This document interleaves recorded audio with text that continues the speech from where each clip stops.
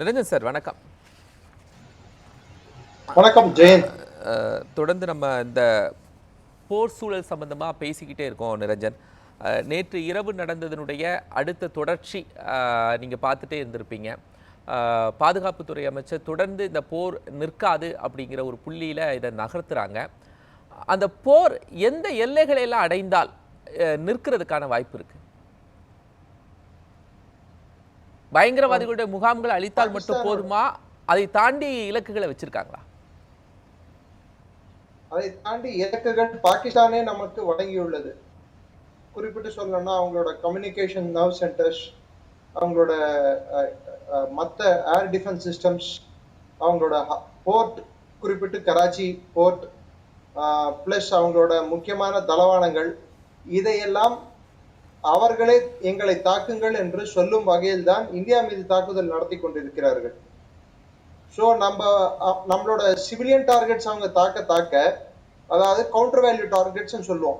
மக்கள் வசிக்கும் இடங்கள், நமது பள்ளிக்கூடங்கள், காலேஜுகள், ஹாஸ்பிட்டல், மக்கள் செல்லும் கோவில்கள், சர்ச்சுகள், குருத்வாராக்கள், மசூதிகள், இதை தாக்கினால் நாம் திரும்பி பதில் தாக்குதல் நடத்துவது ஆட்டோமேட்டிக்கா பாகிஸ்தானோட மிலிட்டரி இன்ஃப்ராஸ்ட்ரக்சரை தான் இருக்கும்.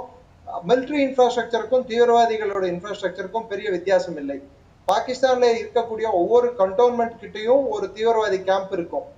உதாரணத்துக்கு பாவல்பூர் கண்டோன்மெண்ட்ல நம்ம துல்லியமான தாக்குதல் நடத்திய போது அதுக்கு 5 கிலோமீட்டர் அருகில் பாவல்பூரோட ஏர்பேஸ் இருக்கு, பாகிஸ்தான் விமானப்படையின் ஏர்பேஸ். அதுக்கு அருகிலேயே பாகிஸ்தானோட கோர் கமாண்ட் ஹெட் குவார்டர்ஸும் அங்கதான் இருக்கு. ஆனால் நம்ம துல்லியமா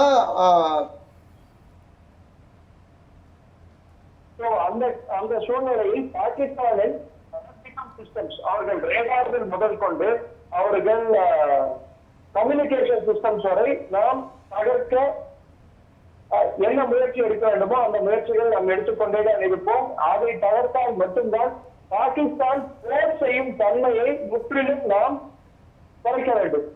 அல்ல முற்றிலுமே அவர்கள் போர் செய்ய முடியாதபடி அவர்கள் அந்த நிலைக்கு அவர்களை தள்ள வேண்டும்.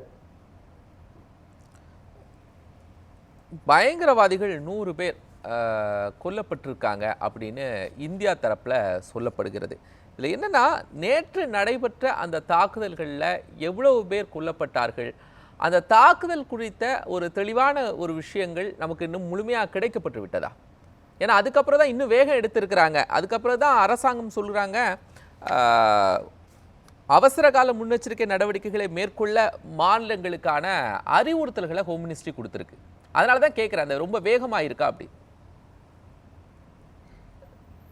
கட்டாயமா வேகமா இருக்கு. எனக்கு தெரிஞ்சு பயங்கரவாத முகாம்களை நாம் தாக்கிய போது குறைந்தபட்சம் 100 தீவிரவாதிகள் என்று பாகிஸ்தானே ஒத்துக்கொண்டால் அதுக்கு அதன் எனக்கு 8-10 என்று நாம் போட்டுக்கலாம். ஏன்னா 9 ஏன் அப்படி தாக்கியுள்ளோம். நிரஞ்சன் சார், ஏன் அந்த மாதிரி அதிகப்படுத்தி நம்ம கால்குலேட் பண்ணணும் அப்படிங்கிறது விளக்குறீங்களா? சிம்பிள் சார், பாலாக்கோட்டை நம்ம சர்ஜிக்கல் ஸ்ட்ரைக் பண்ணும்போது அவங்க சொன்னது 2 பறவைகள் மட்டும்தான் இறந்தன அப்படின்னாங்க. ஆனா அவங்க டெக்னாலஜிக் எல்லாத்தையும் வச்சு நம்ம பார்க்கும்போது 120 முதல் 200 காஃபின் பாக்ஸுகள், அதாவது சேவப்பெட்டிகள் அங்கேயே சென்றன. சோ அப்போ அட்லீஸ்ட் 200 பேர் இறந்திருக்கா இல்லையா? இல்லைன்னா 200 சேவப்பெட்டி போக வேண்டிய தேவை இல்லை அந்த இடத்துக்கு. அவங்களோட ரெக்கார்டிங், அதாவது அவங்க பேசிக்கொண்ட வயர்லெஸ்ல இருந்த மெசேஜஸும் அதை தான் நம்ம காட்டியது. இப்போ 9 இடங்களில் தாக்கி இருந்தால் ஒரு இடத்துக்கு குறைஞ்சது 100 பேராக இருந்தால் கூட அது கிட்டத்தட்ட 900 பேராயிட்டு குறைந்தபட்சம் நான் சொன்னது. நேற்று நடைபெற்ற அந்த தாக்குதல் பிறகு இந்தியா இன்னும் கொஞ்சம் வேகமாயிருக்கு அப்படின்னா பாகிஸ்தான் கொஞ்சம் வீரியம் அதிகமாயிருக்கு, அதனால தான் இந்தியா தன்னுடைய வேகத்தை இன்னும் அதிகப்படுத்தி இருக்கா?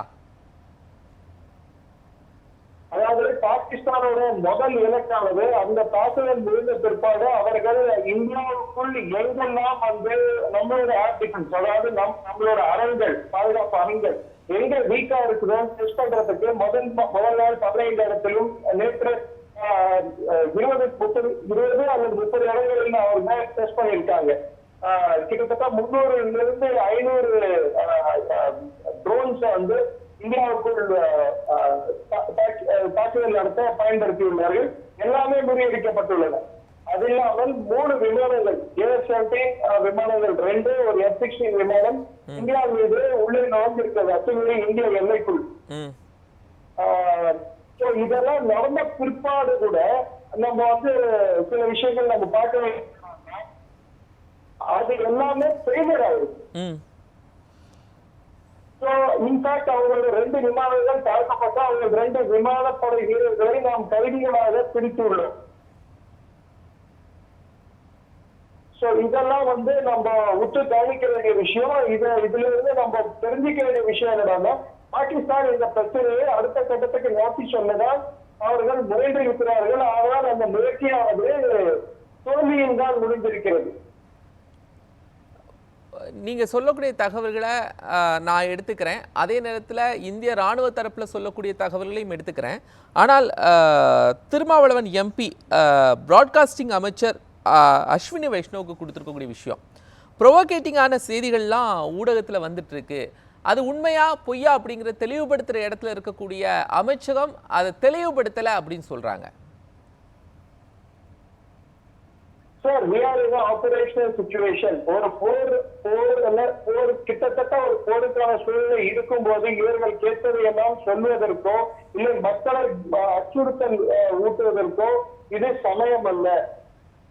Leave the strategy of the situation under the control of the armed forces. இந்த தருணத்தில் ஒரு இந்தியனாக அதுவும் குறிப்பிட்டு ஒரு எம்பியாக இருப்பவர் அவர் ஒன்றை யோசிக்க வேண்டியது என்ன என்றால், அரசாங்கம் எடுக்கும் முடிவுகள் இந்திய நலன் சார்ந்து இருக்கின்றனவா இல்லை இந்திய நலனுக்கு எதிராக இருக்கின்றனவா என அவர் யோசிக்க வேண்டுமே தவிர்த்து தேவையற்ற கொஸ்டின்களை கேட்பதன் மூலம் அரசாங்கத்தை அதாவது தேவையற்ற கேள்வி, நியாயமான கேள்விகள் இருந்தா ஓகே, தேவையற்ற கேள்விகளை கேட்கும் போது இன்று பத்திரம் 8000 பேஸ்புக் அக்கௌண்ட்டுகளை நாம் ட்விட்டர் அக்கௌண்ட்டுகளும் மற்ற அக்கௌண்ட்டுகளையும் இந்திய அரசானது பிளாக் செய்துள்ளது. பாகிஸ்தான் அக்கௌண்ட்டுகளில் இன்ஃபர்மேஷன் ஓவர் இது மாதிரி சூழ்நிலை என்ன இன்ஃபர்மேஷன் லாக்கர் என்றது சகஜமா நடக்கக்கூடிய ஒன்று. திருமாவளவன் எம்பி இல்ல அந்த புள்ளியில தான் அவர் தெளிவுபடுத்த கேட்கிறாரு. இந்த மாதிரியான போர் சூழல் இருக்கக்கூடிய நேரத்துல தெளிவுபடுத்த முடியாதா? அந்த மாதிரியான சூழல் தானா? ஏன்னா தெளிவுபடுத்துங்க, நிறைய ஊடகம். சார், இன்னைக்கு விக்ரம் மிஸ்ரி சார் ஒரு விஷயம் சொன்னாரு, பாகிஸ்தான் பொய் சொல்வதில் வல்லவர்கள் நேற்றே அவர் சொல்லிட்டாரு. கரெக்டா? சரி, ஆமா. பொய்யிலே பிறந்த நாடு பாகிஸ்தான் என்று நேற்று அவர் சொல்லியிருந்தார். இன்றும் என்ன சொல்லியிருக்காருன்னா, அவங்க குறிப்பிட்டு சொல்லணும்னா அவங்களோட சிவிலியன் ஏரோப்ளேனை வந்து தங்கவரதன் சார் உங்களுக்கு நேரம் நிரஞ்சன் சார் இல்ல சார் பேசிட்டு இருந்தாங்க, உங்களுடைய நேரம் குறைவா கொடுத்துருந்தோம். தொடர்ந்து நீங்க பேசலாம் அந்த கண்டினியூட்டில. அதாவது பாகிஸ்தான் வந்து நீங்க சொல்றீங்க யார் என்ன சொல்ல வேண்டும் எப்படி சொல்ல வேண்டும், 2 ஏஜென்சி இருக்கு. ஒண்ணு மத்திய அரசாங்கத்தின் பிரஸ் இன்ஃபர்மேஷன் பியூரோ, அவர்கள் வெளியிடும் தகவல் தான் அதிகாரப்பூர்வமான தகவல். அடுத்து இருக்கக்கூடிய ஏஜென்சியானது ADGPI, அது இந்திய டிஃபென்ஸ் சம்பந்தப்பட்டது, ராணுவம் சம்பந்தப்பட்டது. அவர்கள் விடும் அறிக்கை அதிகாரப்பூர்வமானது, மற்ற எந்த அறிக்கையுமே அதிகாரப்பூர்வமானது அல்ல. ஒன்று மறந்துட விடக்கூடாது, இந்த சண்டையானது இது வந்து கான்டாக்ட்லெஸ் கைனடிக் வார்ஃபேர், அதாவது ஒருத்தர் நேராக பார்த்து தாக்கி கொள்ளாமல் நடக்கக்கூடிய ஒரு சண்டை. கார்கிலில் நடந்த சண்டை கான்டாக்ட் இருந்தது, அவங்க ராணுவ வீரர்களும் ஒருவர் நேரே மோதிக்கொண்டனர். ஏன் பாலாகோட்டில் கூட அவர்கள் விமானங்களும் நம்ம விமான வான்வழியில் டாக் ஃபைட்டர் சொல்லக்கூடிய ஒரு விமானமும் இன்னொரு விமானமும் தாக்குதலில் ஈடுபட்டது. அது மாதிரி இந்த சண்டை நடக்கவில்லை. அவர்கள் ட்ரோன்கள் இதை வீசுகின்றனர், அதை நாம் தடுக்கின்றோம், நாம் திரும்பி நமது ஏவுகணைகளை வீசுகின்றோம். இப்படிதான் இந்த சண்டை நடந்து கொண்டிருக்கிறது. இன்னும் சொல்ல போனா பாகிஸ்தான் வந்து அந்த கைனடிக் வார்ஃபேர்ல ஒரு படி மேலே போய் அவர் விமானத்தை நாம் வான்வெளிக்குள்ளே வந்துள்ளது, அதை நாம் தகர்த்துள்ளோம். ஆனால் நாம் விமானமோ கப்பல் படையோ இல்ல ராணுவமோ இதுவரை நேரடியான கான்டாக்டில் ஈடுபடவில்லை. ஆர்ட்லரி ஷெல்லிங் நடக்குது, உண்மை. அதே மாதிரி ஏவுகணைகளை நாம் அனுப்புகிறோம், தாக்குகிறோம். பாகிஸ்தானோட சம்பந்தப்பட்ட தளவாடங்களையும் சம்பந்தப்பட்ட முக்கியமான ஸ்தாபனங்களையும் நாம் தாக்கிக் கொண்டிருக்கிறோம். அவர்கள் தீவிரவாத முகாம்களை தாக்கிக் கொண்டிருக்கிறோம். இதுவரைக்கும் பாகிஸ்தான் சிவிலியன் கேஷுவாலிட்டி என்னவென்று அதிகாரப்பூர்வமாக அறிவித்துள்ளாரா? அதை இங்க இருக்கும் மாண்புமிகு எம்பி திரு திருமாவளவன் கேட்டுள்ளாரா? இன்று விக்ரம் மிஸ்ரி அவர்கள் இந்தியாவோட ஃபாரின் செக்ரட்டரி ஒரு விஷயம் சொல்லியிருக்கார். குருத்வாரா மீது தாக்குதல் நடத்துவது என்று, ஒரு சர்ச் மீது தாக்குதல் மீது ஒரு தாக்குதல், 2 மாணவர்கள் இறந்துள்ளார்கள். அவர்கள் மதம் பார்த்து யாரையும் கொல்லவில்லை. இந்தியர்களாக இருந்தால் போதும் அவர்கள் கொண்டிருக்கிறார்கள். தொடர்ந்து பேசுவோம். இந்த பேசிக் புரிதல் அவருக்கு இருக்க வேண்டும். ஓகே, தொடர்ந்து பேசுவோம். இந்தியா பாகிஸ்தான் இடையே அதிகரித்து வரும் பதற்றமான நிலையை தடுப்பதற்கு செய்ய வேண்டியவை என்ன அப்படின்னு இந்த விவாதம் தொடர்பாக நம்ம எக்ஸ் தளத்தில் கேள்வியை முன்வைத்திருந்தோம். அந்த கேள்விக்கு மக்கள் என்ன தீர்ப்பளிக்க போறாங்க? அமைதி பேச்சுவார்த்தையா, பாதுகாப்பை உறுதி செய்தல், ராஜ்ய ரீதியான நடவடிக்கைங்கிற 3 பதில்கள்ல மக்களுடைய தீர்ப்பு என்ன பார்க்கலாம் ஒரு சிறிய இடைவெளி.